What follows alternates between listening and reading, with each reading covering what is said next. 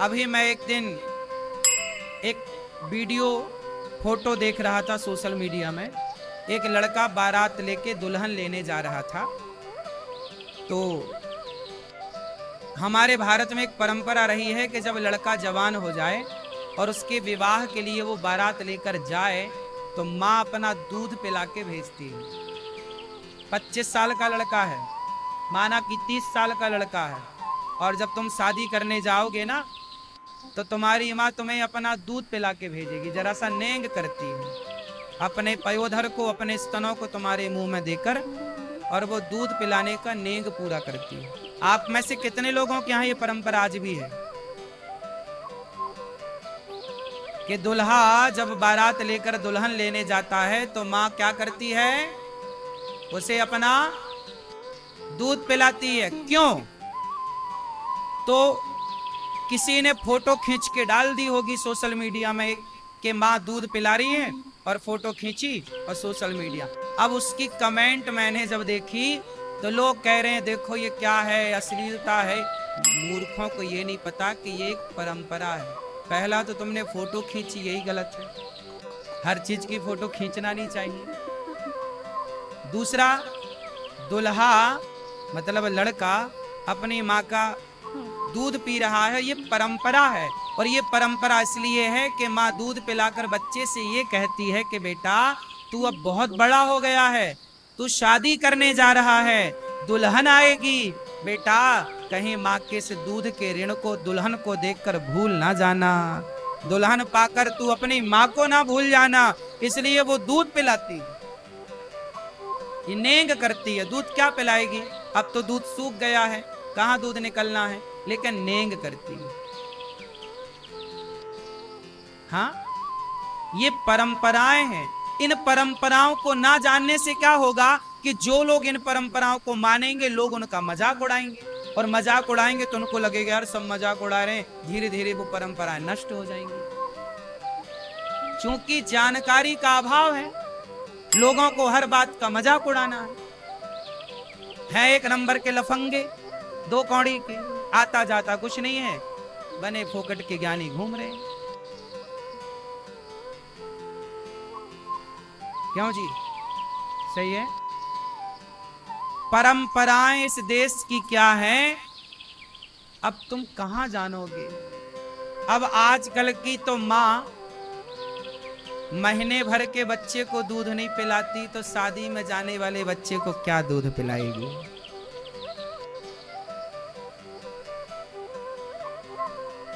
पता है आपको, आजकल की मम्मियां कमाल करती, बच्चा पैदा तो करती हैं पर दूध नहीं पिलाती, खराब ना हो जाए सब सिस्टम।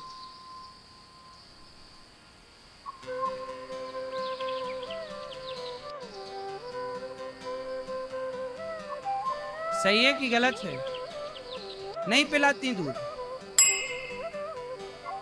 एक पुराना जमाना था कि बच्चा 4-4 साल दूध पीता था, 5-5 साल दूध पीता था।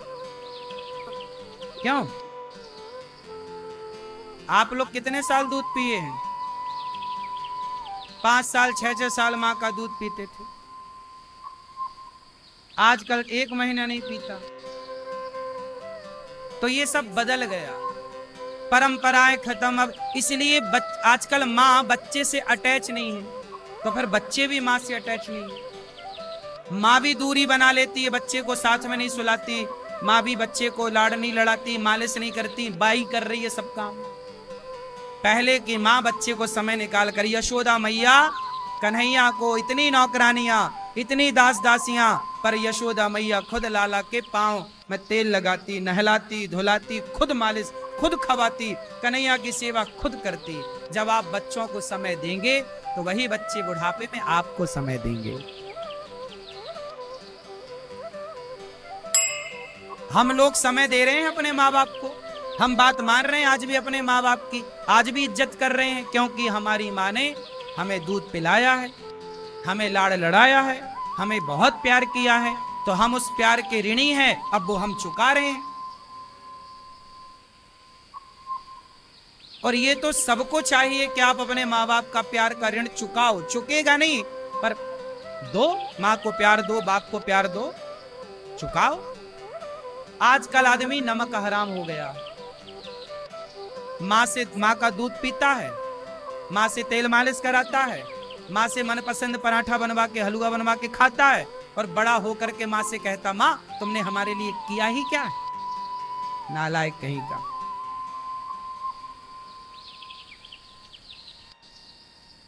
लुगाई आती है, लुगाई के आगे पीछे घूमता है और माँ से बात नहीं करता। अभी 4 दिन पहले प्रश्नोत्तरी में एक मैया बोली, रोने लग गई, बोले गुरुजी हमारा बेटा बात नहीं करता। मैया डिप्रेशन में जा रही है, बेचारी रो रही है, परेशान हो रही है इस बात के लिए कि उसका बेटा उससे ऊपर रहता, ऊपर के माले में, नीचे माँ रहती है, वो ऊपर रहता, एक बार बात नहीं। अरे भाई तुम बात कर लोगे माँ से, क्या घट जाएगा?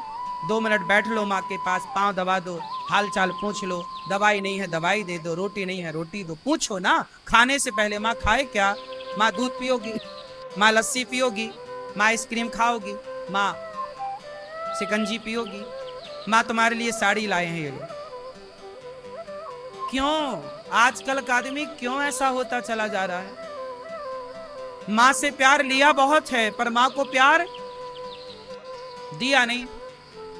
माँ कितना प्यार करती है, तुम खाते नहीं थे, तुम्हारे पीछे रोटी ले लेके भागती थी, ले भैया खा, मुंह खोलती डाल देती थी मुंह।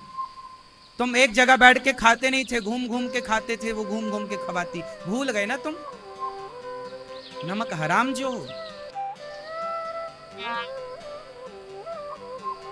क्या कहें साहब, किसको समझाएं?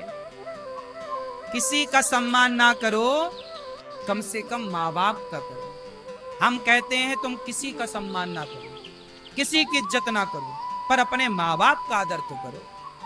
माँ बाप भले तुम्हें गालियां दें, भले वो तुम पे पत्थर बरसाएं, पर फिर भी तुम माँ बाप के ऋणी हो। माँ बाप का ऋण ना चुकेगा। हम कहते हैं माँ बाप की तुम्हें कोई बात पसंद नहीं आती, मत मानो माँ बाप की बात, पर माँ बाप का सम्मान बनाए रखो, इज्जत करते रहो। बात नहीं माननी माँ की मत मानो, नहीं माननी बाप की कोई बात नहीं, पर उस बूढ़े बाप की बात सुन लो, रिप्लाई ना दो, वो कुछ गुस्से में कहे तो जवाब ना दो। बाप है, डांटने का अधिकार है। माँ है, माँ तो मेरी 2 थप्पड़ भी मारे मुझे तो कोई फर्क नहीं पड़ता। माँ को आज भी डांटने का अधिकार है, बाप को आज भी गाली देने का, डांटने का, मारने का अधिकार है।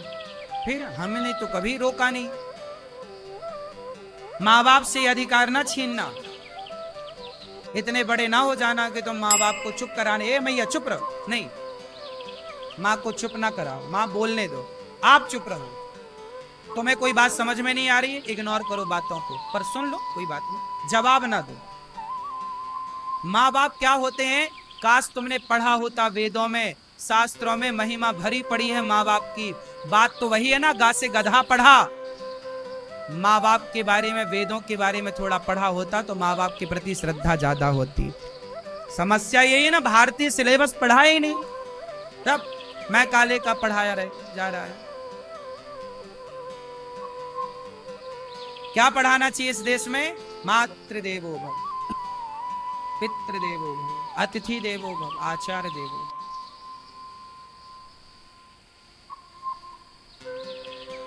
राजा परीक्षित जी को 7 दिवस में मरने का श्राप लगा। क्या करें? सुखदेव भगवान ने कहा कि आप चिंतन करो, तस्मात् भारत सर्वात्मा भगवान। मैया कहाँ चली? बच्चे को संस्कार देने।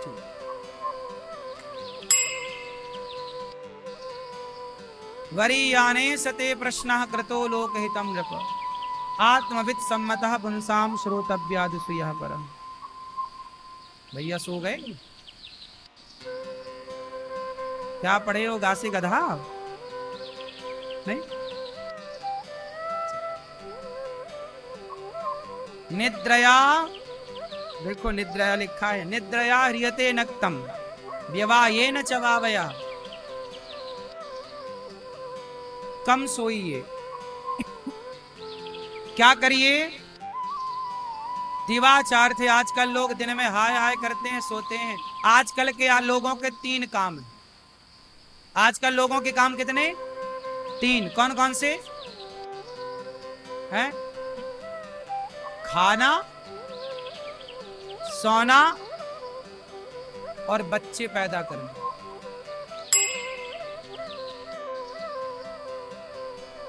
चौथा मोबाइल चलाना।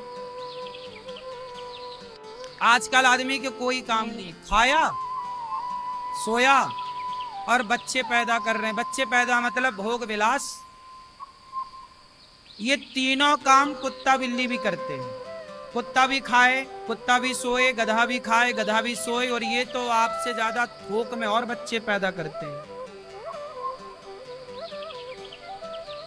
यदि आपने भी खाए, आप भी सोए और आप भी बच्चा पैदा करने में ही लगे रहे, तो बताओ फिर मानव शरीर की सार्थकता क्या है? भगवान ने तुम्हें 84 लाख योनियों से निकालकर बड़े भाग्य से मनुष्य का चोला दिया है। बड़े भाग्य मानुष तन पावा सुर दुर्लभ सदग्रंथन। ये मानव शरीर हमें कैसे मिला? फिरत सदा माया कर प्रेरा, काल कर्म स्वभाव गुण घेरा। बड़े भाग्य से भगवान ने दुर्लभो मानसो देहो देहि नाम क्षण भंगुरा। बड़े भाग्य से मिला क्या ये शरीर? 84 लाख योनियों में सबसे बढ़िया मनुष्य। बताओ है कि नहीं?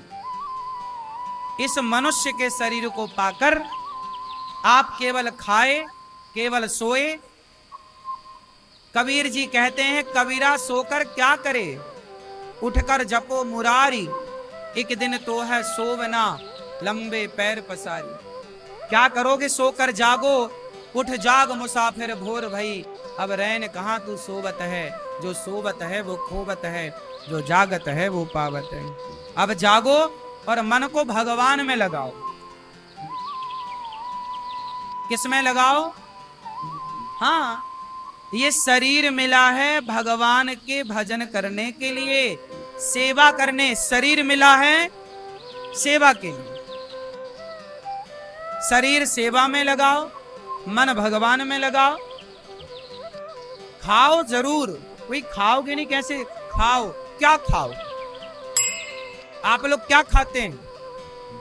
भैया क्या खाती हो आप? खाना। आप क्या खाते हो? सब कुछ खाते हो। खाना। आप क्या खाते हो? हैं? फल फूल। फूल काय का खाते हो?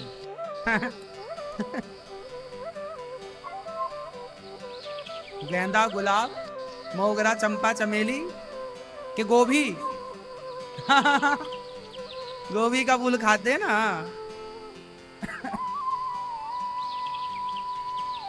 क्या खाना चाहिए?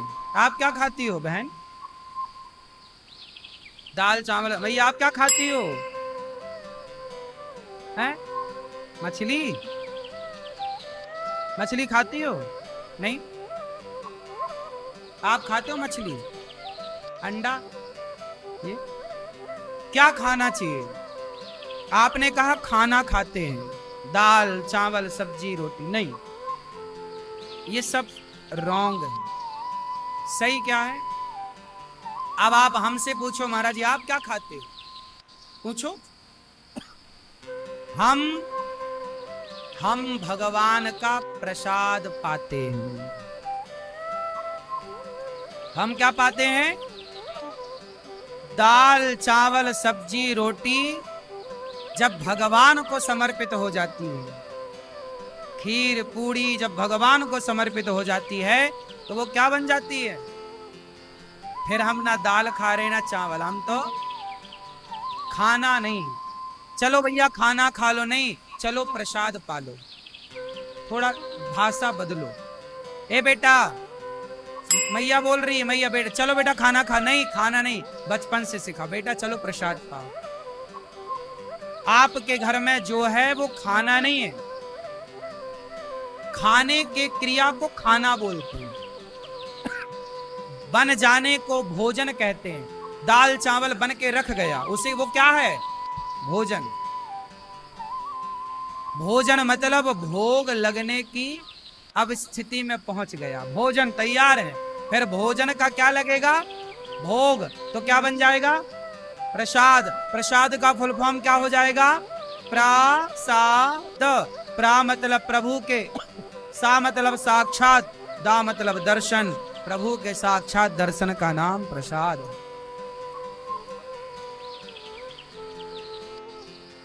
तो हम लोग क्या खाते हैं? आप लोग क्या खाते हैं? अभी तो दाल चावल रोटी कह रहे थे।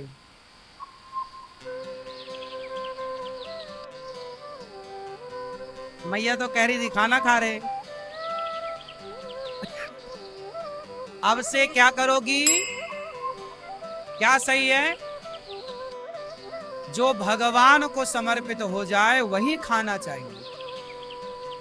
सब कुछ नहीं खा। भगवान को जो भोग भगवान को लगे वही खाओ। जिसका भोग भगवान को ना लगे वो,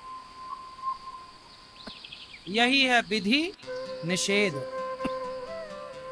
क्या खाएं क्या ना खाएं, जो भगवान को भोग लगे वो खाओ, भोग ना लगे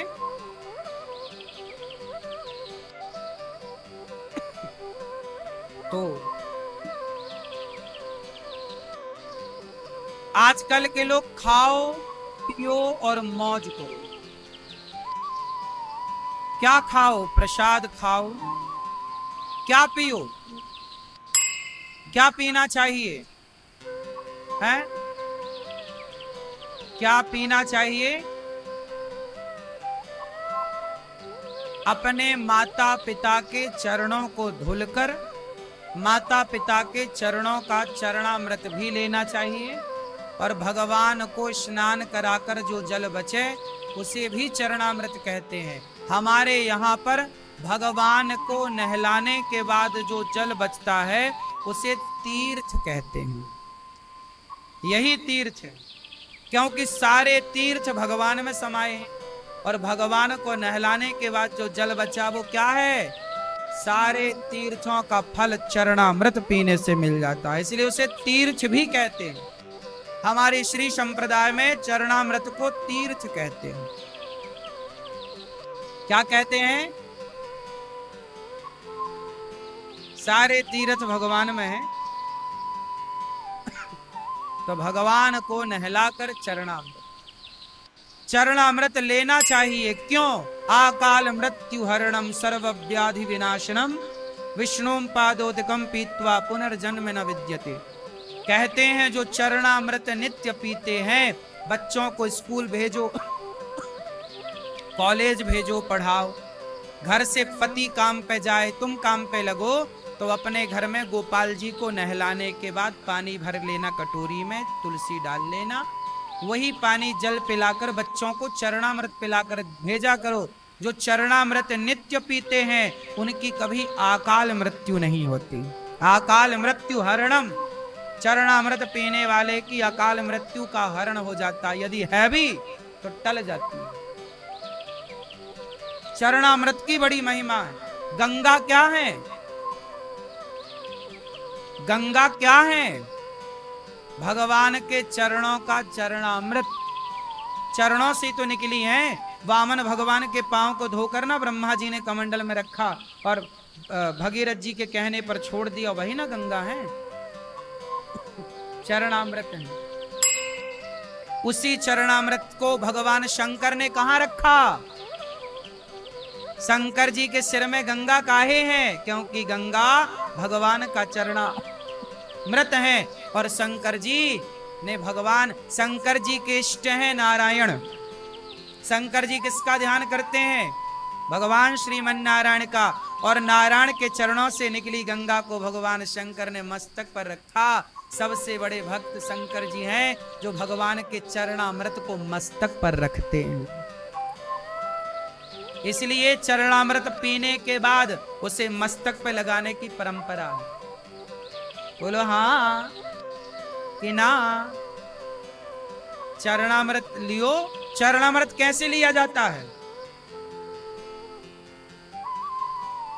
ऐसे नहीं।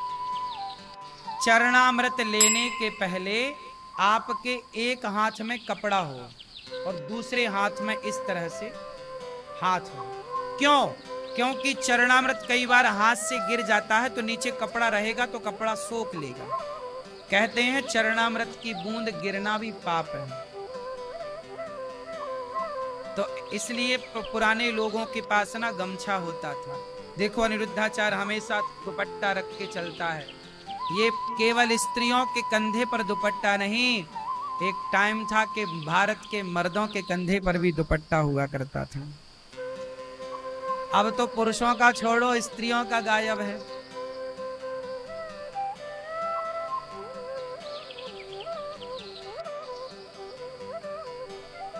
बोलो हाँ, लेकिन देखो हमारे कंधे पे आपको मिलेगा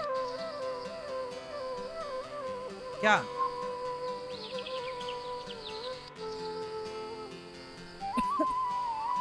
एक लड़की आई मेरे पास, गुरुजी अपना दुपट्टा हमें दे दो।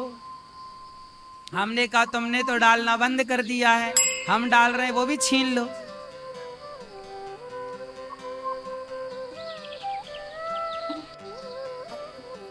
तुम अपना तो डालना बंद कर ही चुकी हो। अपने कंधे से दुपट्टा ना सरकने देना, वरना बूढ़े भी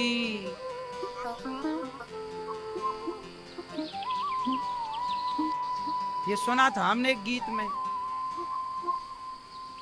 तुम तो ठहरे परदेसी वाले में, वही वाले में।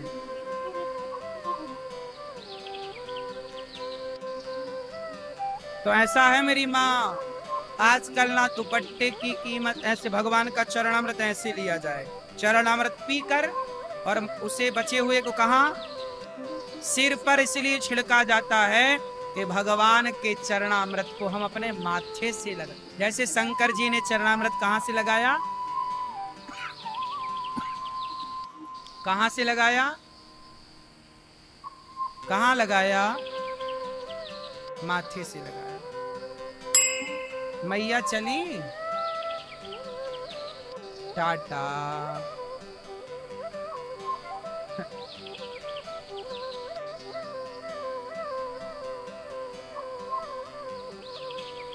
तो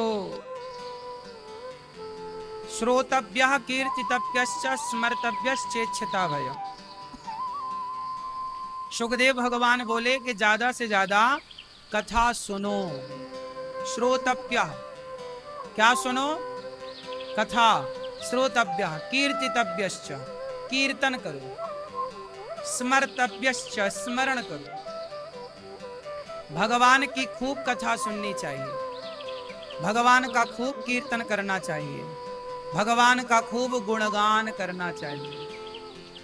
बकवास करके क्या पाओगे?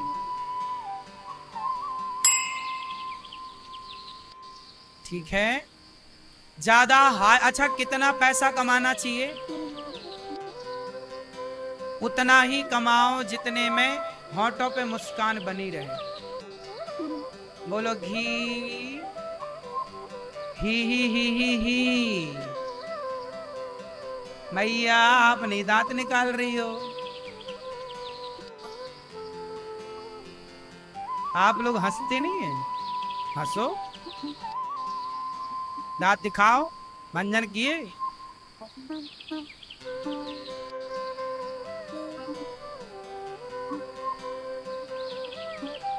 इतना पैसा कमाओ कि आपके होठों पे मुस्कान बनी रहे। इतना भी ना कमा लेना कि मुस्कान चली जाए, और इतना कम भी ना हो कि मुस्कान ना आए। कितना पैसा कमाना चाहिए?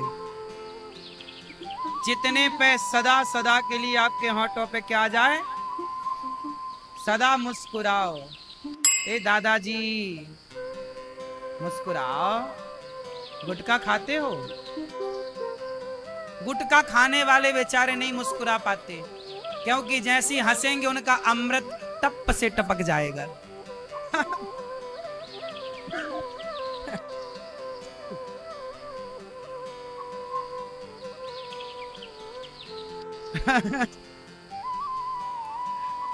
है ना, ऐसे वाह ऐसे मुंह उठा के बात करते आप, ऐसे सामान्य मुंह बात करेंगे तो टपक जाएगा किनारे से।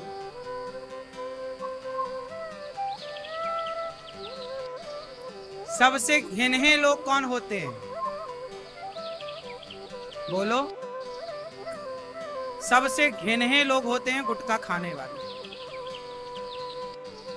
इनके बिस्तर के नीचे देखना, रात को बिस्तर उठाए वहीं पिचकारी।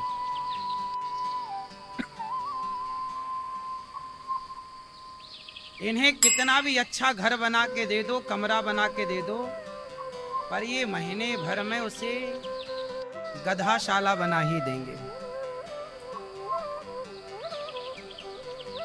सही। सबसे घिन्हे लोग होते हैं गुटखा खाने वाले। दांत बिल्कुल लाल या काले, ऐसे मंजन भी नहीं करते ये, जीभी भी तो करते नहीं, जिहवा साफ,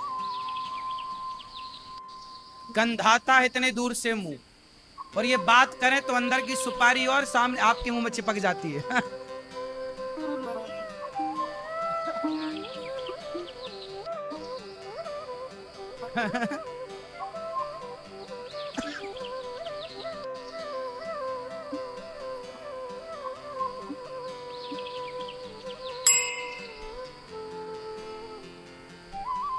गाड़ी चलाने के टाइम पे क्या पहन के चलाना पड़ता है, उसको क्या बोलते हैं?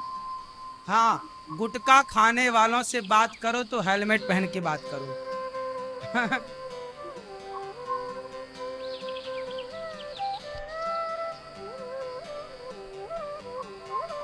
मैया कहाँ चली हेलमेट खरीदने?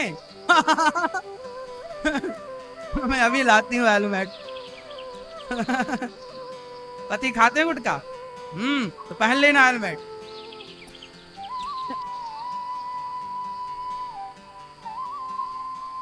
हाँ ले आना, अगली बार हम छुड़वाएंगे, अभी तब तक हेलमेट लगाए रखना।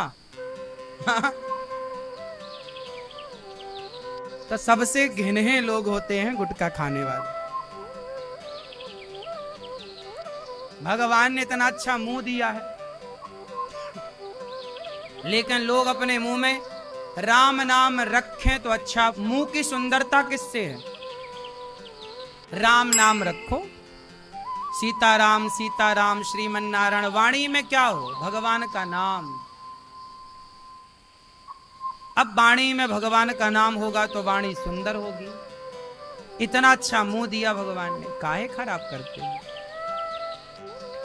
जीवन में इतना कमाओ कि स्माइल बनी रहे, तो आज से कौन मेरी बात पर ख्याल रखेगा, ध्यान रखेगा? उतना ही कमाओ साहब। कई बार ना ज्यादा के चक्कर में भी आप परेशान हो जाते।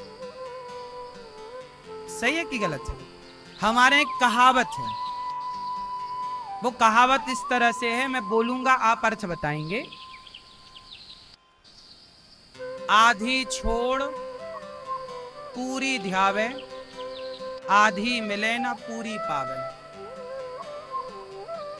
अपनी छोड़, जो कमाई थी, जो काम था उसे छोड़, ज्यादा लालच के चक्कर में वो भी छूट गया, लालच के चक्कर में गया, वहां भी कुछ नहीं मिला।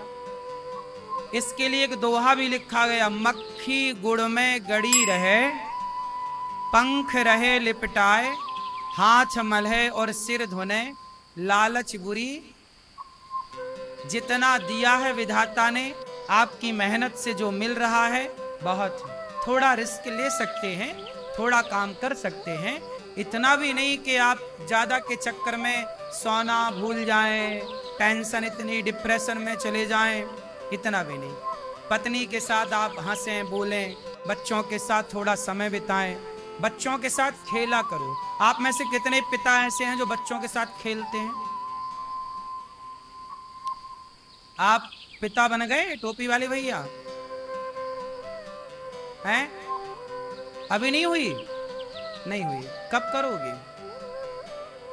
चलो, भगवान करे जल्दी हो जाए और अच्छे 10-12 बच्चे हों। हाँ? बच्चों के संग खेला करो। खेलोगे? बच्चों के साथ खेलो, माँ के साथ बैठो, पिता के साथ बातें करो। जितना समय आप दोस्ती यारी में गवाते हो ना, मुझे लगता है कि इतना समय यदि आप अपने परिवार को देंगे तो आप और अच्छी जिंदगी जी पाएंगे, खुश रह पाएंगे।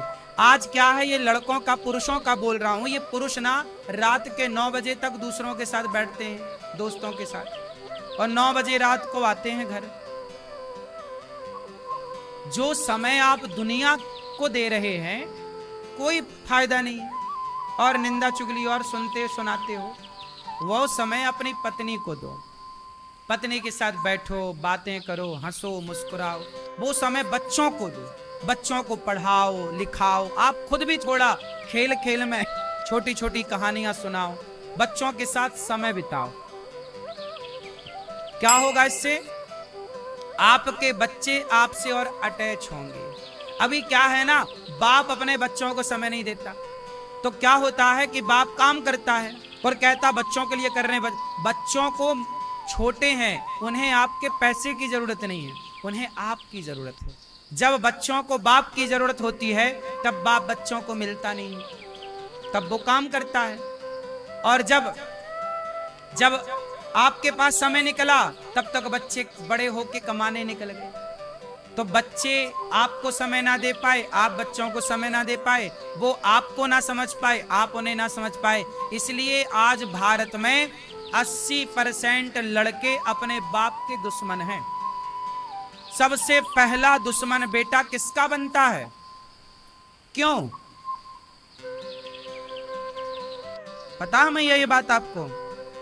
आज भारत में 80% जवान लड़के अपने बाप से नफरत करते हैं। क्यों? पिता ने उन्हें पुत्र माना ही नहीं। अरे बच्चों को लाड़ चाहिए यार, प्यार चाहिए। तुम बाप बने घूमते रहे, तुम आंखें दिखाते रहे, तुम डराते रहे बच्चों को, तुम धमकाते रहे। तुम्हारे डराने, ये तो तुम शत्रु का काम कर रहे हो। यदि आपने बच्चों को डराया, धमकाया, तो ये काम तो शत्रु का है, एक पिता का नहीं। पिता का काम है गोद में बिठाकर लाड़ प्यार से उन्हें समझाओ। शिवाजी की मां ने, जीजाबाई ने अपने पुत्र शिवाजी को बचपन में कहानियों के द्वारा ना सिखा पढ़ा करके योद्धा बना दिया। हाँ या ना? बोलो। फिर बाप का मतलब ये नहीं कि तुम बच्चों को केवल डांटो, केवल मारो, केवल ये अधिकार जमाओ कि मैं तेरा बाप हूं, मैं कुछ भी कहूं तुझे करना पड़ेगा। केवल इसलिए बाप नहीं होता। कई बार बच्चों की भी तो सुनो, उनकी तो भावनाओं की कदर करो। बाप अक्सर बच्चों की फीलिंग ना समझ पाने के कारण बच्चे बाद में कहते हैं कि अरे हमारा तो बाप फिर ऐसे ही, फिर वो आपका दुश्मन बन के खड़ा हो जाएगा आपके सामने, ना सुनेगा। फिर बोलते रहना कि बेटा सुनता नहीं। हम कहते हैं, हम नहीं कहते, देखो हमारे शास्त्र तुम्हारे लिए कितनी बढ़िया बात कहते हैं। पालयेत पंच वर्षाणी, 5 वर्ष तक बच्चों से लाड़ प्यार करो। 10 साल तक बच्चों को थोड़ा आंख दिखाओ, डराओ कि बेटा पढ़ो। जब बच्चे का जूता, जब बच्चे की चप्पल तुम्हारे पांव में फिट आने लग जाए, तो बच्चों को फिर बेटा ना मानकर कंधे पे हाथ रख के बच्चों को दोस्त बना लो, अपना फ्रेंड बना लो, दोस्त की तरह व्यवहार करो। ये एक पिता ऐसे बच्चों की परवरिश करे। देखो ये भी लिखा है पुराणों में। कैसा पिता होना चाहिए, पिता के भी लक्षण। कैसा पुत्र होना चाहिए, पुत्र के भी लक्षण। कैसी मां होनी चाहिए, मां के भी लक्षण। कैसा पति होना चाहिए, पति के लक्षण। कैसी पत्नी होनी चाहिए, पत्नी के लक्षण। शास्त्र ना दर्पण है, सब देख सकते हैं आप शास्त्रों में, सब देख लो। तो जीवन में इतना कमाओ कि आपके होंठों पे क्या बनी रहे। कितने लोग मेरी बात से सहमत हैं? क्या सहमति है? कि जीवन में टेंशन लेके काम नहीं करने का, परेशान होके क्यों काम करें, फ्रैंकली काम करें। हम 10 साल बाद कामयाब होंगे साहब, पर 10 साल पहले के चक्कर में मर जाएंगे। 10 साल बाद कामयाब हो जाएंगे, 2 साल बाद कामयाब हो जाएंगे। हम धीरे चाल चले। कछुआ और खरगोश की सुनी होगी आपने कथा। खरगोश तेज भागता है, पर आखिरी में मंजिल में पहुंचता कछुआ ही है। क्योंकि भले वो धीमा चलता है, पर वो अपने लक्ष्य की ओर चलता ही रहता। और खरगोश यहां वहां भाग भाग के थक जाता, बैठ जाता। तो आपको अपने सीधी रफ्तार पे चलना है। सादा जीवन, उच्च विचार। मैं इतना कमाऊं कि मैं भूखा ना रहूं, मेरे द्वार से कोई भूखा ना जाए, और बच्चों को इतना अच्छा परवरिश दूं कि वो किसी बहन बेटी को ना। अब तुमने बहुत पैसा कमाया, पर तुम्हारा छोरा चौराहे से गुजरने वाली लड़की को ताक रहा, इसमें किसकी गलती है? उसके माँ बाप की गलती। तुमने भाई बच्चों को क्यों नहीं योग्य बनाया? तुम्हारी चौराहे पे बैठ के छोरियों को ताक रहा है। तुम्हारी दौलत बच्चे ही हैं। तुम्हारी प्रॉपर्टी क्या है? बच्चे। बच्चे अच्छे तो आप सफल, बच्चे नालायक तो आप कितने भी बड़े अमीर हो, असफल हैं आप। सफलता कोई पैसों से नहीं पाता। बहुत पैसे वाले भी आत्महत्या कर लेते हैं। यदि पैसे वाले सफल हैं तो कई पैसे वाले जिनका हजारों करोड़ का टर्नओवर था, आत्महत्या क्यों कर ली? मैंने एक कुछ वर्ष पहले सुना कि एक बहुत बड़ा उद्योगपति, हजारों करोड़ का आदमी, उसने नदी में कूद करके आत्महत्या कर ली। क्यों कर ली? पैसे से सफल होते हैं तो पैसे वाले भी आत्महत्या क्यों करते हैं? इसका मतलब पैसे से सफलता नहीं नापी जाती। सफलता नापी जाती है क्या आप अपने जीवन में प्रसन्न हैं, खुश हैं? आप अपने बच्चों के साथ खुश, पत्नी के साथ खुश, पति के साथ खुश, बच्चे आपके सही दिशा पर चल रहे हैं, आप सफल हैं। आपके बच्चे लायक हैं, योग्य हैं, मतलब आप सफल हैं। आपके बच्चे नालायक हैं और आपके पास पैसा बहुत है, आप असफल हैं। क्यों जी? बात सही है कि गलत है?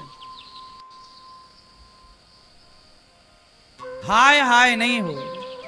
अकामा सर्व कामो वा मोक्ष कामा उदारधि तीव्रेण भक्ति योगेन यजेत पुरुषम परम। जीवन मिला है, अच्छे संस्कार दे दो। देखो मेरे माँ बाप ने मुझे संस्कार दिए, तो ये मैंने जो किया जीवन में वो मैंने नहीं किया, कहीं ना कहीं मेरे पीछे मेरे संस्कार थे। कौन था मेरे साथ? मेरे माता पिता के संस्कार। मेरी परवरिश जिन संस्कारों में हुई वो संस्कार आज भी मेरे साथ हैं। मैं कभी आपको गलत नहीं बोलता, आपका दिल नहीं दुखाता। क्यों? ये मेरे संस्कार हैं। हर माँ को मैं गले लगाता हूं, गौरी गोपाल में कोई आए सेवा करता हूं जितनी बन पड़े। ये क्या है? ये मेरे संस्कार हैं। पढ़ाई मैंने जो की सो की। पढ़ाई तो बहुत लोगों ने की, मेरे से ज्यादा पढ़े लिखे आप में से बहुत लोग यहां होंगे। पढ़ाई थोड़ी मायने रखती है। पढ़ाई तो आपने भी ज्यादा पढ़ी होगी मेरे से। मेरे से ज्यादा पढ़ने वाले लाखों हैं, लेकिन शिक्षा तब फलीभूत होती है जब संस्कार हो। यदि आपकी विद्या है पर आप संस्कारहीन हैं तो विद्या सफल ना होगी। विद्या तब फलती है जब संस्कार मजबूत हो। इसलिए ये दास अनिरुद्ध के संस्कार मेरे माँ बाप से मुझे मिले, दादाजी से मुझे मिले, दादी से मुझे मिले। इसलिए ये सेवा के संस्कार आ गए। गौरी गोपाल में इतनी सेवाएं, यदि वृद्ध माओं की 290 माएं रह रही हैं, गौरी गोपाल गुरुकुल में बच्चे पढ़ रहे हैं। आजकल कौन किसके लिए कर रहा है? हैं? बताओ, कौन किसके लिए कर रहा है? आजकल रिश्तेदार भी कहां तुम्हारे लिए कितना कर रहे हैं और तुम कितना कर रहे हो किसके लिए? आजकल बेटा पैसे होने पर भी तो अपनी मां को नहीं रख पा रहा है। यदि ये दास अनिरुद्ध ये सब कर रहा है तो ये भगवान की कृपा है और यही संस्कार है सेवा के। गौरी गोपाल वृद्धाश्रम में हमारी माएं रहती हैं। उन माओ को समय से दवाई देना, समय से रोटी देना, समय से दूध देना, समय से भोजन देना, ये जिम्मेदारी है मेरी। उन माओ की समय निकाल कर मैं माओ के पांव भी दबाता हूं, मैं रोती हुई माओ को हंसाता भी हूं। व्यस्तता बहुत है, काम बहुत है, फिर भी मैं समय निकाल कर वृद्ध माओ के पास बैठता हूं, उनका दुख सुनता हूं, क्या तकलीफ उसे दूर करने का प्रयास करता हूं जितना मेरे से बन पाए। भाई बुढ़ापे में तो दर्द होता है शरीर में, पर जितना बन पाए दवाइयों के द्वारा वो ठीक करें, बाकी तो नहीं हो सकता। तो मैं करता हूं सारा कार्य। क्यों? दया जब होगी तब आप किसी दीन की पुकार सुनेंगे। आजकल का व्यक्ति अंधा और बहरा है। कैसे? सुनो, जब आपकी माँ, आपका बूढ़ा बाप घर में भूखा प्यासा है और आप 56 भोग बना के खा रहे हो, इसका मतलब आप अंधे हैं कि आप अपने माँ बाप की भूख नहीं देख पा रहे हैं। लेकिन ये दास अनिरुद्ध जब तक हमारी वृद्ध माओं को भोजन नहीं मिल जाए तब तक ये दास भोजन नहीं करता।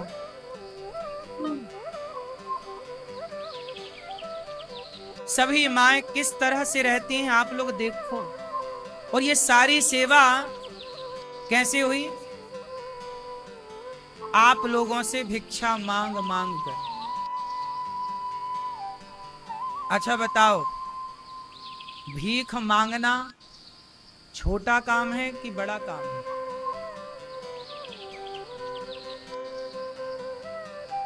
भीख मांगने के लिए पहले क्या छोड़ना पड़ता है बताओ?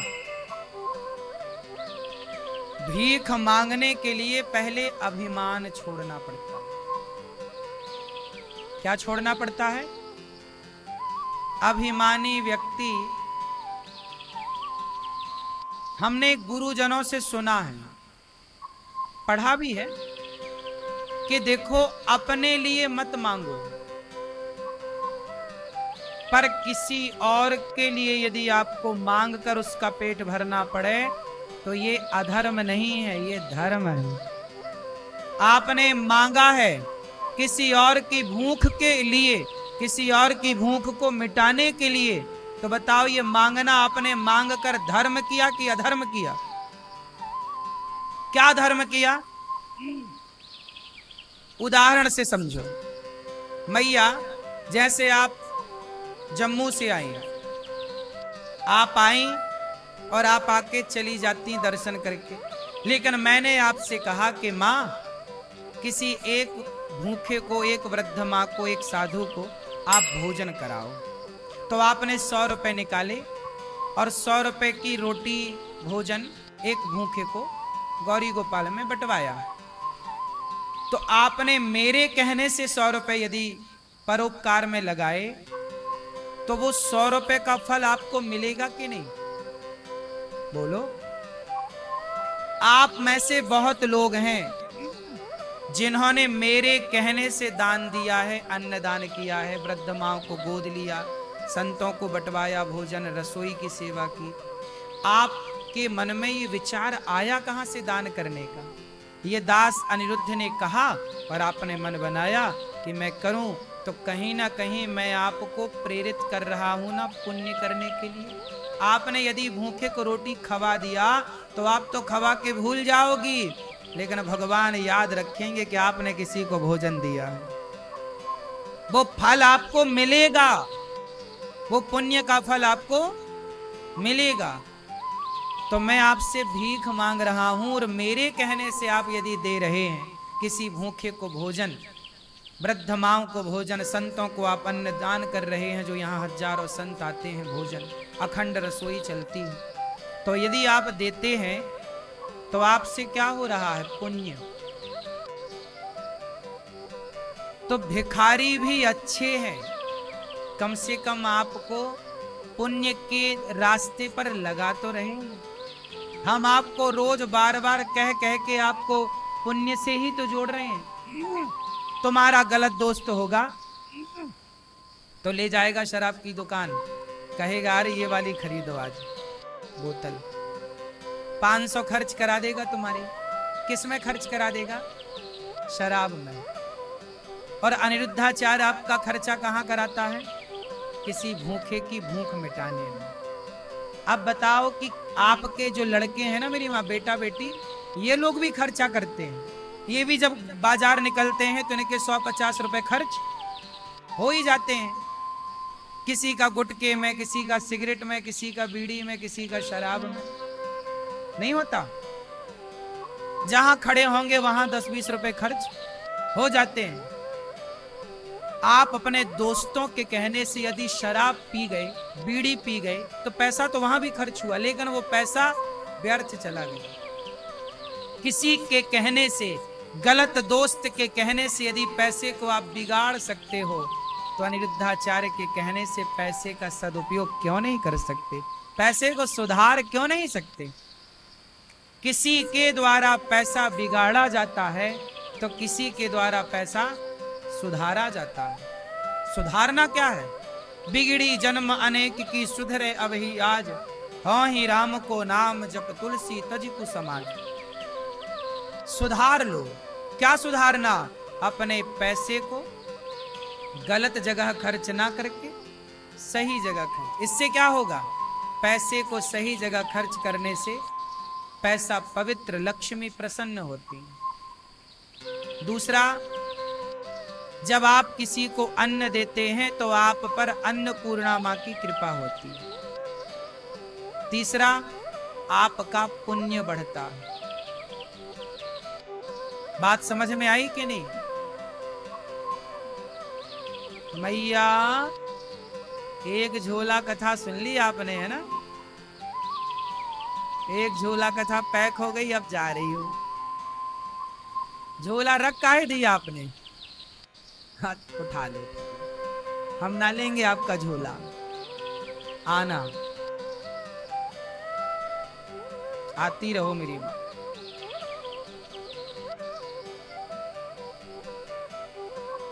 जीवन में अच्छे काम करने के अवसर भी बार बार नहीं मिलते।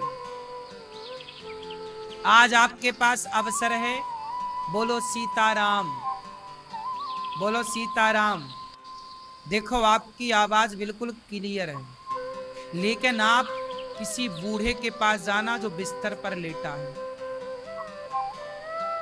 जो बिल्कुल मरने की स्थिति में, उनसे बोलना बोलो सीताराम, बोलो राम, तो राम राम नहीं, आम आम निकलेगा, आम आम। आपके पास मौका है राम राम जपने का, जप लो। ये मौका आज है, कल बोल पाए ये जिह्वा, ना बोल पाए। आज मौका है इन आंखों से भगवान का दर्शन करने का, कर लो। कल पता नहीं दिखे ना दिखे, बहुत लोगों को दिखना बंद हो जाता है। पांव है आज अच्छे, चल लो वृंदावन के लिए, निकल लो वृंदावन की यात्रा के लिए, वरना ये पांव एक दिन देखो काम नहीं करते, बुढ़ापे में चला नहीं जाता। आज आपको ईश्वर ने 2 पैसे दान करने के लायक बनाया, आज आप देने लायक हो। बहुत लोग आज देने के लायक हैं, और देने के लायक यदि हो आप और देते रहोगे तो सदा देने के लायक बने रहोगे। और देने के लायक होकर भी आप जब नहीं देते, तब भगवान कहते हैं कि तुम्हें दिया तो था, पर तुमने किसी को कुछ दिया नहीं, किसी के बारे में कुछ सोचा नहीं, इसलिए भगवान धीरे से फिर वो सब छीन लेते हैं। रावण से छीन कर लंका विभीषण को दे दी कि नहीं? क्योंकि रावण की राज्य में क्या मजाल किसी भूखे को भोजन मिल जाए। इतना बड़ा आदमी था रावण, पर कोई अन्न क्षेत्र नहीं चलाया, कोई दान नहीं किया, कोई पुण्य नहीं किया। इसलिए तो भगवान ने छीन लिया कि तू पैसे पाया तो घमंड में डूब गया, चल ला वापिस कर, उसे देंगे जो सेवा में लगाए। विभीषण अच्छे थे, तो भगवान कई बार आपसे छीन कर किसी को दे देते।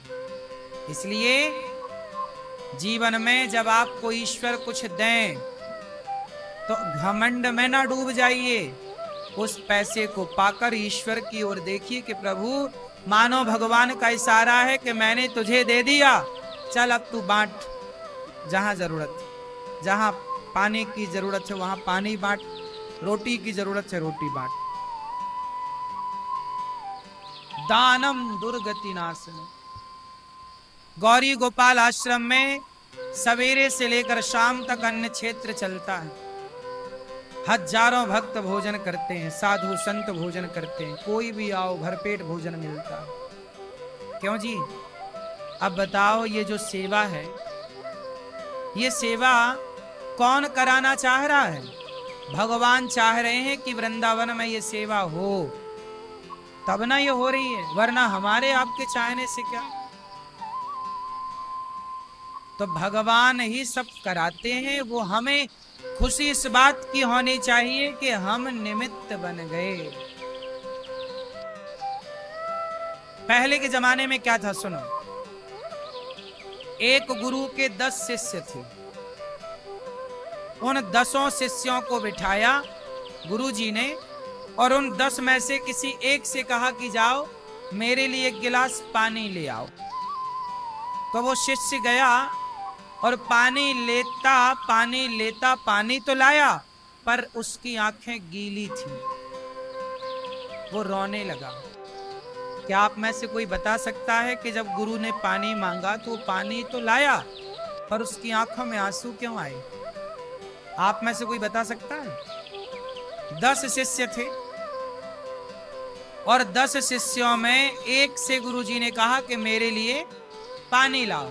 वो गया पानी लाने, पानी भर के गिलास में लेकर चला, पर उसकी आंखों में आंसू आ गए।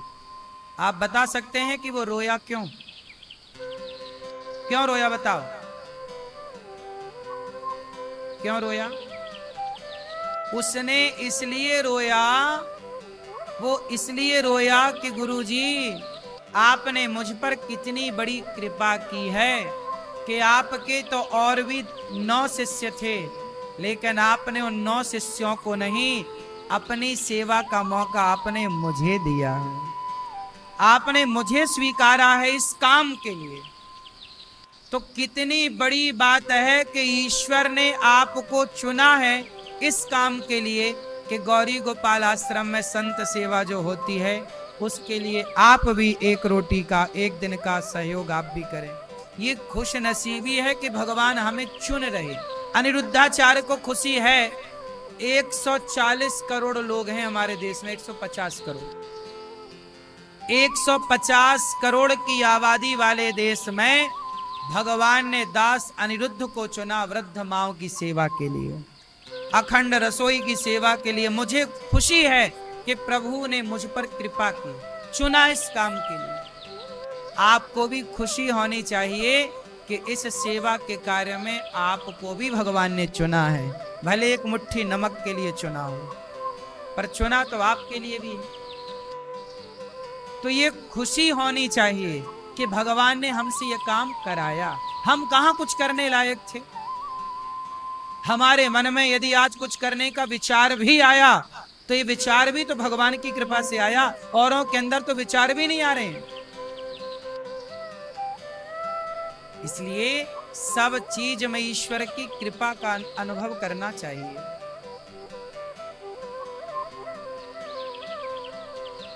तो ये दास अनिरुद्ध, मैं तो बहुत प्रसन्न हूं, मेरे जीवन में कोई शिकायत नहीं है किसी से, ना भगवान से, ना आपसे, ना और किसी से। मुझे खुशी है कि भगवान ने मुझे इस कार्य के लिए चुना। शायद भगवान ने मुझे इस धरती पे इसी कार्य के लिए भेजा था, जो कि ये दास भगवान की आज्ञा का ठीक ठीक पालन कुछ कुछ कर पा रहा है। जो भी ये दास अनिरुद्ध ने किया, जो यहां हुआ, मैं ये मानता हूं कि ये भगवान करा रहे हैं, मेरी औकात नहीं है मेरी माँ कुछ करने की। मैं घमंड नहीं करता इस बात का कि मैं कर रहा हूं, सपने में नहीं सोचता कि मैं कर रहा हूं। पाप है ये सोचना कि मैं कर रहा हूं, नहीं।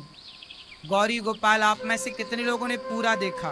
वृद्ध माओ का अन्न क्षेत्र की सेवा, गुरुकुल भी पास में है, देखा होगा। गौशाला भी ये सामने भी है और बगल में भी, पास में भी गौशाला। ये सब देख कर आप ये पाएंगे कि ये कोई इंसान के बस का काम नहीं है जो यहाँ हो रहा है, ये भगवान ही कर सकते हैं, कोई इंसान नहीं कर सकता। सोचिए, अखंड रसोई चल रही है गौरी गोपाल की, सवेरे से शाम तक। कितने लोग आओ, सबके लिए पेट भर भोजन और गरम गरम। बताओ, एक दिन तो कोई भी कर दे, एक महीना कोई भी कर दे, लेकिन 12 महीने वर्षों से अखंड सेवा चल रही है, नित्य सेवा चल रही है। क्या ये इंसान के बस का है? 25 से 30 हजार लोग नित्य प्रसाद पा रहे हैं। नहीं मेरी माँ, ये किसी व्यक्ति के बस का नहीं है काम। ये भगवान की कृपा के बिना, ईश्वर की कृपा को आंखों से देखना है तो गौरी गोपाल आ जाइए, कृपा का अनुभव करिए कि ये कृपा ये है, इसे कहते हैं कृपा। आप कितने लोग मानते हैं कि ये गौरी गोपाल पर भगवान की कृपा है? सब सेवाओं पर कृपा है। और मुझे लगता है कि गौरी गोपाल की सेवाओं से जुड़े आप भक्तों पर भी भगवान की बहुत कृपा है, ये कम कृपा नहीं है। आपको पता नहीं है कि आप कितना बड़ा पुण्य करते हैं।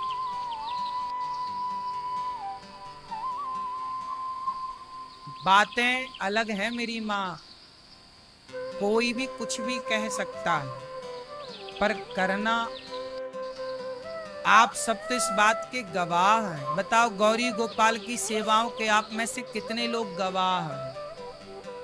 कितने लोग गवाही देंगे कि भाई गौरी गोपाल में जितनी सेवा टीवी पर सुनी थी उतना है कि नहीं? बोलो, उससे ज्यादा है कि कम है? ज्यादा। ये देखो, आप कह रहे हैं, ये जनता कह रही है ना? इसमें एक रत्ती झूठ नहीं है, और यही सच्चाई भगवान देखते हैं, यही साक्षी है ईश्वर। इसलिए कहता हूं, किसी वृद्ध मां का आप भी सहारा बने। संतों की सेवा में जो अन्न क्षेत्र बढ़ता है, किसी साधु की भूख आप भी मिटाएं।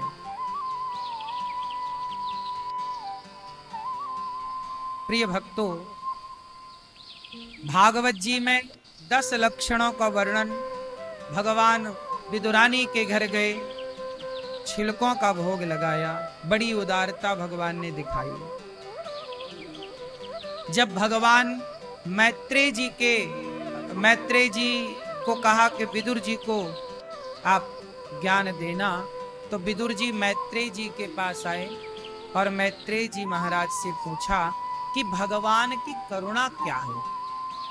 देखो, लोग कहते हैं कि भगवान कहाँ है, हम कहते हैं कि भगवान को देखना है। तो इन आंखों से नहीं देखा जा सकता। एक बात बताओ,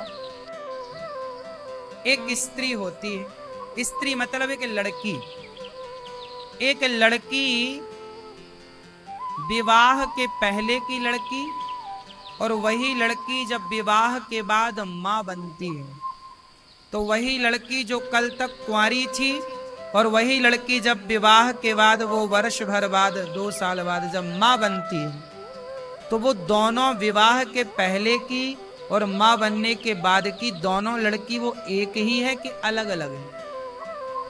बोलो बोलो, जोर से जोर से। एक ही है ना मेरी मां। जब वो कुंवारी थी तो उसके भीतर ममता नहीं थी। क्या नहीं थी? क्या नहीं थी? कुंवारी लड़की के अंदर वह ममता नहीं है जो एक मां में होती है। ये बात सही है कि गलत है? जो एक माँ देख पाती है वो एक लड़की कभी नहीं देख पाती। सही है। एक लड़की का नजरिया और एक माँ का नजरिया दोनों का बहुत अलग है। बात सही है। चलो, एक लड़की की गोद में आप एक छोटा बच्चा दे दो और कहो कि आज से ये बच्चा तेरा, इसे तुम पालो पोसो बड़ा करो। एक लड़की यदि किसी बच्चे को गोद ले ले और उसे पाले पोसे बड़ा करे, सब कुछ करे, मलमूत्र धोए, माँ की तरह सब करे, पर वो माँ की ममता नहीं ला सकती। ये बात सही है कि गलत है? सही है ना? वो माँ की ममता नहीं ला सकती। बस यही फर्क है कि जैसे एक माँ ही ममता से भरी होती है, एक लड़की कभी नहीं भर सकती ममता से, ऐसे ही भगवान से प्रेम करने वाला ही भगवान की भक्ति से भर सकता है। भगवान से प्रेम ना करने वाला कभी नहीं जान सकता कि भगवान क्या है। भगवान को कौन जान सकता है? वही जो भगवान के राह पर चल पड़ा, भक्ति के पथ पर चल पड़ा। अब बड़े बड़े साधु संतों को मैं रोता देखता हूं भगवान के लिए। तुम्हें तो बस ये लगता है कि साधु जी रो रहे हैं, पर नहीं, तुम नहीं समझ सकते उनकी भावनाओं को। कहते ना, खग जाने खग ही की भाषा। सबकी भाषा सब नहीं जान सकते। भक्त की भाषा भक्त जाने, प्रेमी की भाषा प्रेमी जाने, शराबी की भाषा शराबी जाने, गंजेड़ी की भाषा गंजेड़ी जाने, पुलिस की भाषा, सेना की भाषा, नेता की भाषा, नेता की भाषा आप नहीं जान सकते, पुलिस की भाषा आप नहीं जान सकते। ऐसे भक्त की भाषा सब नहीं जान सकते। इसलिए भगवान को जानना है तो क्या बनना पड़ेगा? विदुर जी जान गए, अर्जुन जान गए पर दुर्योधन ना जान पाया, विभीषण जान गए पर रावण ना जान पाया। आपको पता है लंका में राम को कितने लोगों ने जान लिया? बताओ, लंका में कितने लोगों ने राम को जाना? कितने लोगों ने? बोलो, किस किस ने? लंका में राम को किस किस ने जाना? पहला विभीषण, दूसरा कुंभकर्ण।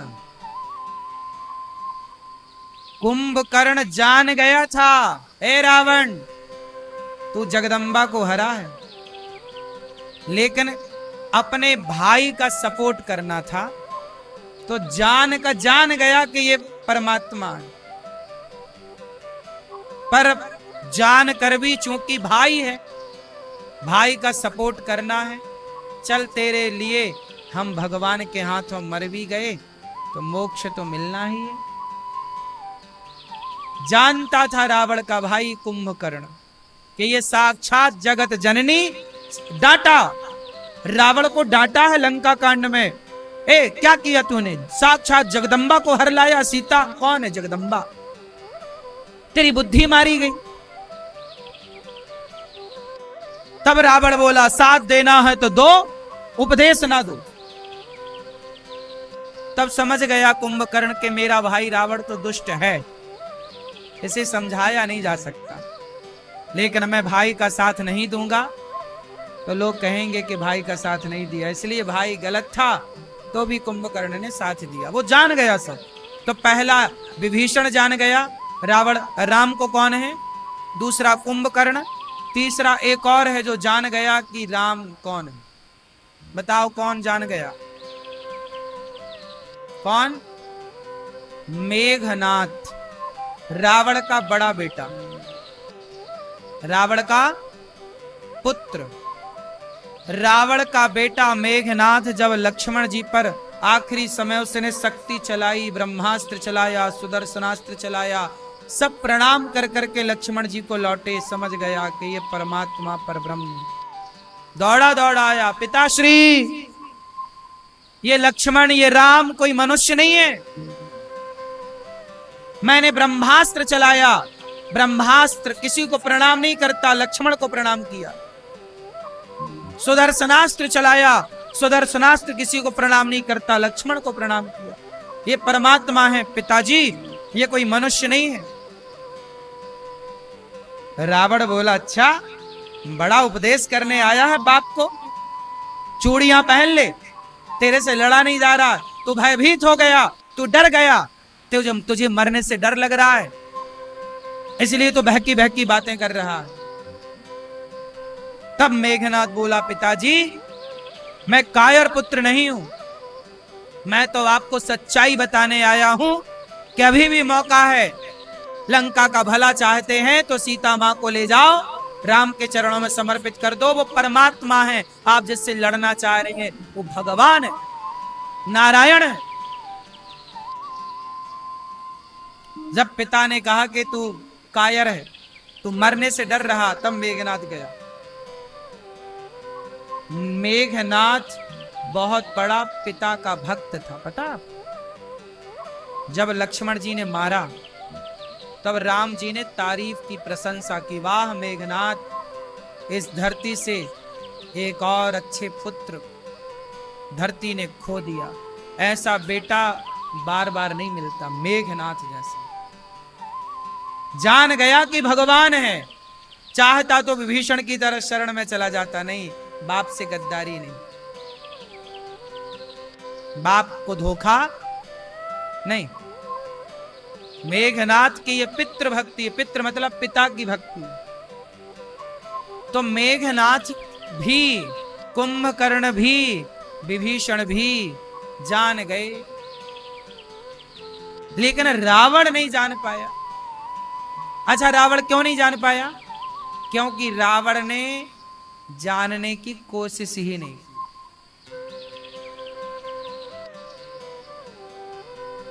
इसलिए कहता हूं भगवान को कौन जान सकता है? राम ने जना दिया तो मेघनाथ जान गया, राम ने जना दिया तो कुंभकर्ण जान गया, राम जना दिए तो विभीषण जान गए, राम नहीं जनाए तो रावण ना जान पाया। भगवान जनाएंगे तो अनिरुद्धाचार्य भगवान को जान पाएगा, नहीं जनाएंगे तो हमारी इन आंखों में कहां ताकत के हम जान जाए।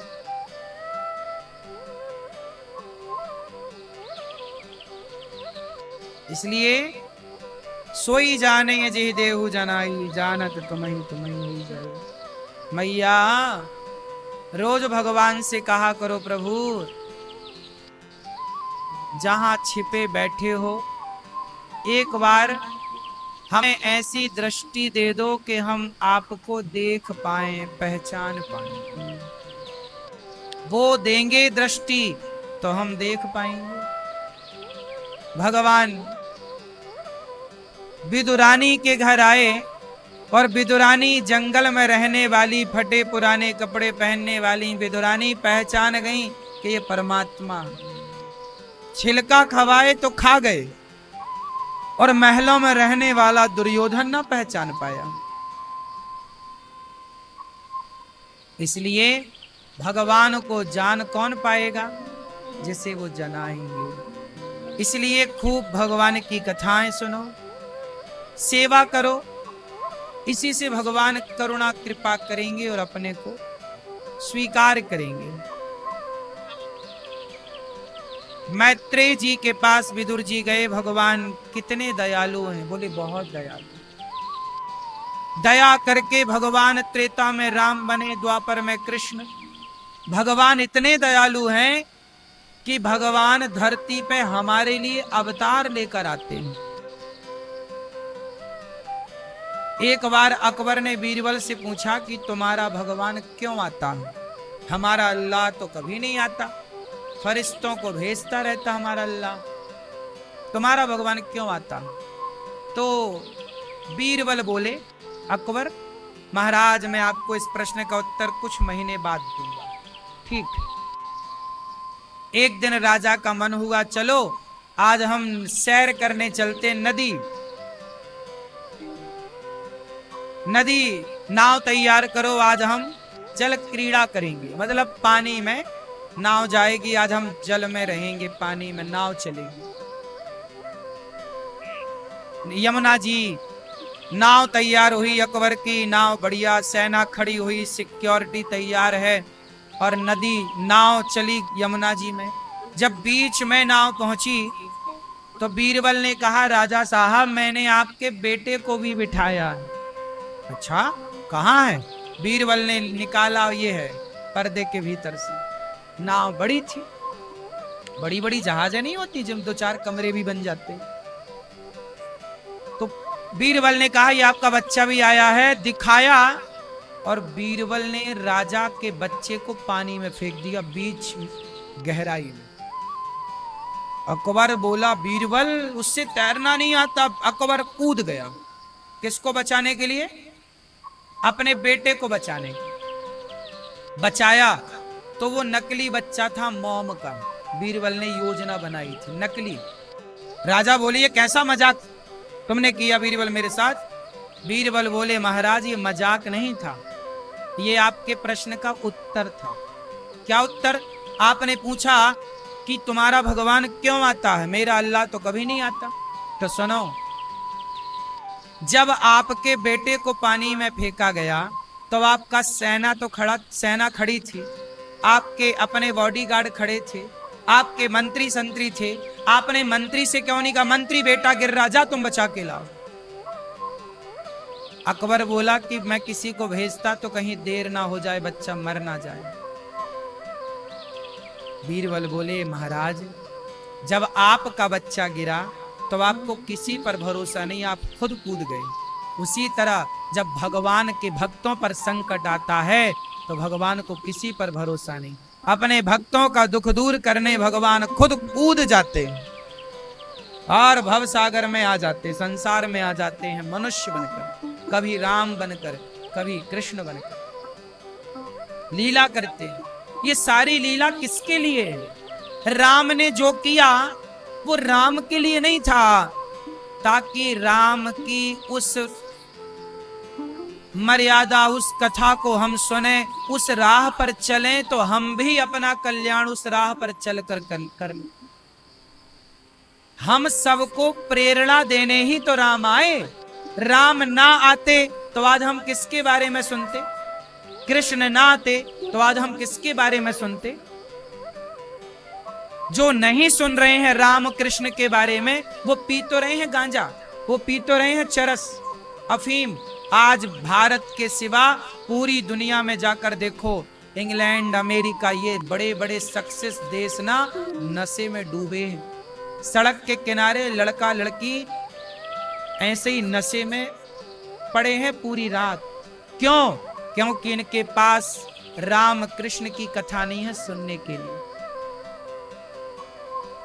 क्योंकि इनके पास भगवान का बोध नहीं, ज्ञान नहीं है। बीरबल ने कहा तुम्हारा अल्लाह इसलिए नहीं आता क्योंकि वो अपने भक्तों के लिए किसी फरिश्ते से काम चला लेता होगा, पर हमारे यहाँ भगवान खुद आते हैं कि नहीं, भक्त पर संकट है, मैं किसी पे भरोसा नहीं करूं, अपने भक्त के लिए खुद जाऊं। इसलिए हमारा भगवान जो खुद आए वो दयालु है ना, जो किसी को भेजे नहीं। इसलिए हमारे भगवान अवतार लेते हैं। समझ में आ रही है बात? इसलिए कि हमारे भगवान ना आते तो हम किस राह पर चलते? क्यों मैया? आज हम बैठे 3 घंटे भगवान की कथा सुन रहे हैं, हम 3 घंटे कथा कह रहे हैं, आप 3 घंटे सुन रहे। इन 3 घंटों में आपने कोई निंदा नहीं की, चुगली नहीं की, छल नहीं किया, कपट, मतलब कथा ने आपको हर बुराई से बचाया ना। 3 घंटे सुने तो 3 घंटे के लिए बच गए। आप सदा कथा सुनेंगे, सदा सदा के लिए हर बुराई से बचेंगे। कथा हर बुराई से बचाती है। भक्तों, भगवान नारायण ने सृष्टि की, ब्रह्मा जी प्रकट भये। ब्रह्मा जी ने सनकादियों को प्रकट किया, 10 पुत्रों को प्रकट किया। शिव जी प्रकट भये। शिव जी रोए तो कहा जाओ कैलाश में रहो। भूत प्रेत की सृष्टि कर दी। ब्रह्मा जी को भगवान ने आदेश दिया है सृष्टि करो, पर कैसे करें समझ नहीं आ रहा। तब ब्रह्मा जी ने मनु शत्रुपा को प्रकट किया। 12 भगवान ने प्रकट होकर पृथ्वी की स्थापना की और ब्रह्मा जी के पुत्र मनु शत्रुपा से सबसे पहले संसार में संतान पैदा होनी स्टार्ट हुई। हम मनु की संतान होने से हमें मनुष्य कहा जाता है। क्या कहा जाता है? क्या कहा जाता है? मनु की 3 बेटियां आकुति, देवहूति, प्रसूति। आकुति का विवाह रुचि प्रजापति से हुआ, देवहूति का विवाह करदम जी से हुआ, प्रसूति का विवाह दक्ष प्रजापति से हुआ। देवहूति की 9 बेटियां हुई। ब्रह्मा जी के 9 मानस पुत्रों से 9 बेटियों का करदम जी ने विवाह किया और उनके पुत्र साक्षात नारायण कपिल भगवान बनकर प्रकट हुए माता देवहूति के यहाँ। कपिल भगवान का दर्शन करके करदम जी तप करने चले। माता देवहूति ने कपिल देव जी को बिठाया, कहा कि मेरा ज्ञान कैसे बढ़े, अज्ञान कैसे मिटे। तब कपिल देव जी ने कहा, माँ तितिक्षवः कारुणिकाः सुहृदः सर्वदेहिनां अजात शत्रवः शांता साधवा साधु भूषण। सहनशील बनकर, जो सहनशील, माँ कपिल भगवान ने कहा जो सहनशील है उनकी संगति करो, करुणा से भरे हैं उनकी संगति करो। देखो, मैंने आपको कहा था पहले ही कि संगति का प्रभाव जीवन में आता है। साधु की संगति करने से आपका हृदय साधुओं की तरह निर्मल होगा और संसार की संगति करने से संसार की तरह आपका मन दूषित हो जाएगा। जैसे शराबियों की संगत यदि मैं करने लग जाऊं तो बताओ मेरा कोई फायदा होगा? मैं गंजेड़ियों की संगत करने लग जाऊं, मैं भी पीने लग जाऊंगा गांजा। शराबियों की कर लूं, मैं भी पीने लग जाऊं। वैश्याओं की संगति कर लूं तो मैं भी वैश्याओं के बीच में घूमने लग जाऊं। संगति आपको कुछ भी बना सकती है। इसलिए कपिल भगवान कह रहे हैं, माँ सबसे पहले प्राणी को बुराई से, कुसंगति से बचना चाहिए। यम, नियम, आसन, प्राणायाम, प्रत्याहार, ध्यान, धारणा, समाधि, अष्टांग योग बताए। निंदा चुगली से बचना, छल कपट से बचना, हर बुराई से बचाने की बात कही है भगवान कपिल देव जी ने। अष्टांग योग क्या है? यम क्या है? अहिंसा, सत्य, अस्तेय, ब्रह्मचर्य और अपरिग्रह, ये यम है। नियम क्या है? ये भी 5 प्रकार के हैं। शौच, संतोष, तप, स्वाध्याय और ईश्वर प्रणिधान। शौच 2 प्रकार के हैं, आंतरिक शौच और बाह्य शौच। इनकी व्याख्याएं बड़ी हैं। आसन कितने तरह के होते हैं? स्थिर होना, सुख पूर्वक बैठना। आसन तरह तरह के लोग करते हैं, सूर्य नमस्कार की 12 आसन इत्यादि। प्राणायाम कुंभक, रेचक, पूरक के द्वारा प्राणवायु खींचना, उसे रोकना, दूसरी नाक से लेफ्ट से लेना, राइट से छोड़ना, इस तरह से। प्रत्याहार शरीर में स्थित 10 इंद्रियों को विषय भोगों से हटाकर अंतर्मुखी बनाना, भगवान में लगाना, ये प्रत्याहार है। धारणा चित्त को किसी विशेष वस्तु सबसे हटाकर अथवा परमात्मा में संलग्न करना, ईश्वर में डूब जाना को धारणा कहते हैं। ध्यान किसे कहते हैं?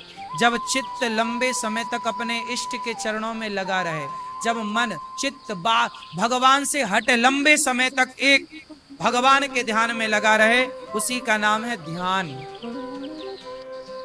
है ना। समाधि, जब साधक पूरी तरह से भगवान में डूब जाए और भक्त और भगवान में कोई अंतर ना रह जाए, साधन साध्य में, उस स्थिति का नाम है समाधि। ऐसे अष्टांग योग के बारे में कपिल भगवान ने माता देवहूति को समझाया।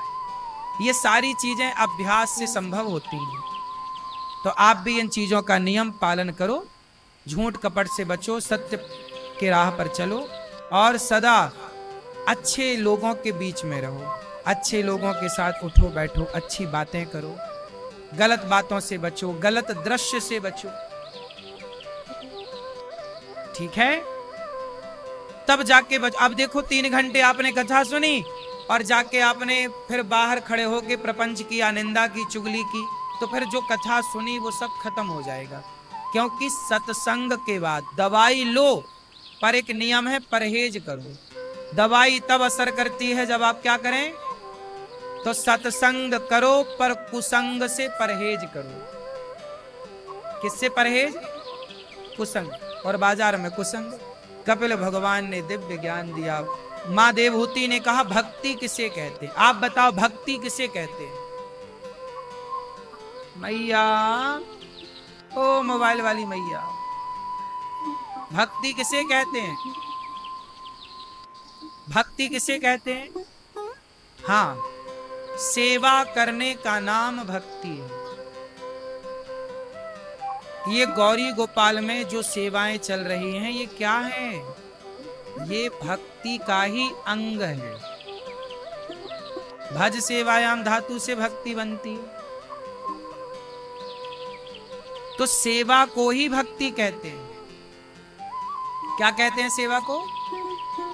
किसी को आप भोजन करा रहे हैं, क्या कर रहे हैं? माला ही जपना भक्ति नहीं है, रोटी देना भी भक्ति है। नहीं, आप किसी को रोटी दे रहे हैं, क्या हो रहा है? यही तो भक्ति है।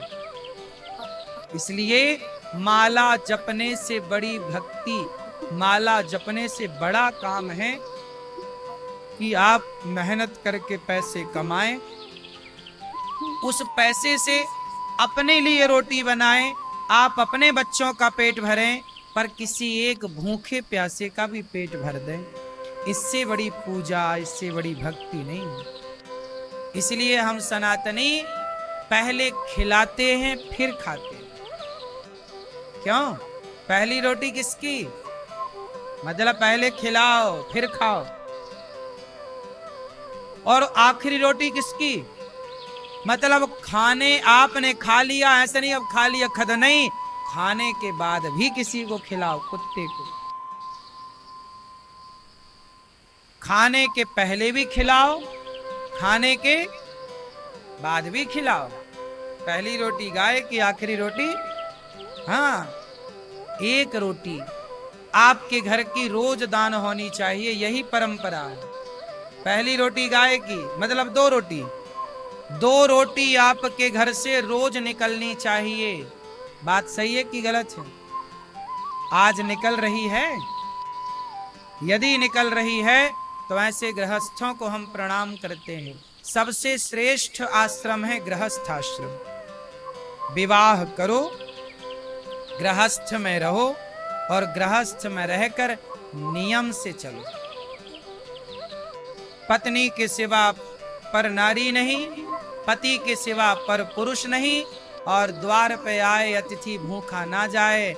अच्छे काम हो, भले जंगल की लकड़ी बेचकर पैसे कमाओ, जंगल की सूखी लकड़ी समेटो, भले भीख मांगो, बिजनेस व्यापार करो तो अच्छा है। वरना भिक्षा मांग कर भी अपना पेट ना भरो, भिक्षा मांग कर भी जो दूसरों के लिए भीख मांगता है वो बहुत पुण्यशाली होता। माता यशोदा के बारे में हमेशा हम आपको सुनाते हैं कि यशोदा मैया जंगल की सूखी लकड़ी बेच करके संतों की सेवा करती थी। तो गौरी गोपाल आश्रम में जो सेवाएं चल रही हैं, हम आपसे कहेंगे कि जो यहाँ संत आते हैं अन्य क्षेत्र में, हजारों साधु संत जन ये भोजन जो करते हैं, आपसे हम यही कहेंगे कि इन संतों को रोटी आप भी बंटवाएं। एक दिन का अन्न क्षेत्र आप कराएं कि भाई आज हम बंटवाएंगे अपनी ओर से। अच्छे काम में बढ़ चढ़ करके हिस्सा लो। हम बंटवाएंगे, आज एक रोटी बंटवाएंगे, नहीं पूरी हमारी क्षमता है, हम पूरा अन्न क्षेत्र नहीं करा सकते, तो एक रोटी, 11 रोटी, 50 रोटी, 100 रोटी बंटवाएंगे। एक एक रोटी का भी आपने संकल्प लिया तो बड़ी सेवा हो जाएगी आपसे। और ये फुटपाथ पर सोने वाले संत हैं, दिन भर भगवान का नाम जपने वाले संत हैं, आपकी रोटी खाएंगे तो आपको आशीर्वाद देंगे, आपकी रोटी खाकर भजन करेंगे, दुआएं देंगे। यही पुण्य है। क्या है ये? पुण्य। इसी पुण्य से आपके बच्चों का यश बढ़ता है, कीर्ति बढ़ती है। यही है कार्य। करते रहो भैया, करते रहो। अन्नदान से बड़ा धरती पे कोई दूजा दान ना कभी था, ना कभी है, ना कभी होगा।